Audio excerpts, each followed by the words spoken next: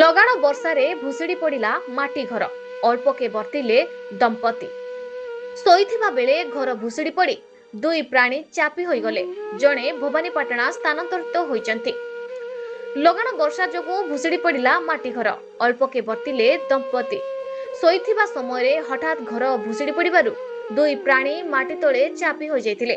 ପରେ ପଡ଼ୋଶୀମାନେ ଘଟଣାସ୍ଥଳରେ ପହଞ୍ଚି ଉଭୟଙ୍କୁ ଉଦ୍ଧାର କରି ହସ୍ପିଟାଲକୁ ନେଇଥିଲେ।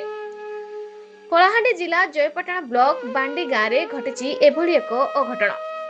ପ୍ରାଥମିକ ସୂଚନା ଅନୁସାରେ ଲଗାଣ ବର୍ଷା ଲଘୁଚାପ ଜନିତ ବର୍ଷାରେ ଗତ ରାତ୍ରି ପ୍ରାୟ 10:30 ସମୟରେ ଟଙ୍କଧର ପାଣିଗ୍ରାହୀ ଓ ତାଙ୍କ ସ୍ତ୍ରୀ ମିଥିଳା ପାଣିଗ୍ରାହୀ ଘରେ ଶୋଇଥିବା ବେଳେ ହଠାତ୍ ମାଟି ଘର ଭୁଶୁଡ଼ି ପଡ଼ିଥିଲା।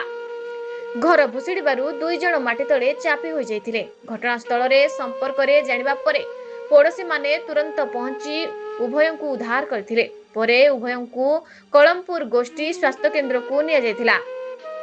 ତେବେ ଟଙ୍କଧର ପାଣିଗ୍ରାହୀଙ୍କ ମୁଣ୍ଡରେ ଆଘାତ ଲାଗିଥିବାରୁ ତାଙ୍କୁ ପରବର୍ତ୍ତୀ ସମୟରେ ଭବାନୀପାଟଣା ମୁଖ୍ୟ ଚିକିତ୍ସାଳୟକୁ ସ୍ଥାନାନ୍ତରିତ କରାଯାଇଥିବା ପ୍ରାଥମିକ ସୂତ୍ରରୁ ଜଣାପଡ଼ିଛି।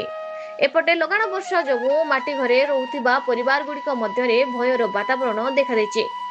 ଜୟପାଟଣା ଅଞ୍ଚଳରେ ମଧ୍ୟ ଭାରୀ ବର୍ଷାର ପ୍ରଭାବ ରହିଥିବା ନେଇ ସମ୍ପ୍ରତି ରିପୋର୍ଟ ଆସିଛି। ଜୟପାଟଣାରୁ ପ୍ରମୋଦ କୁମାର ନାଗଙ୍କ ରିପୋର୍ଟ, ନ୍ୟୁଜ୍ ଓଡ଼ିଶା ଟିଭି।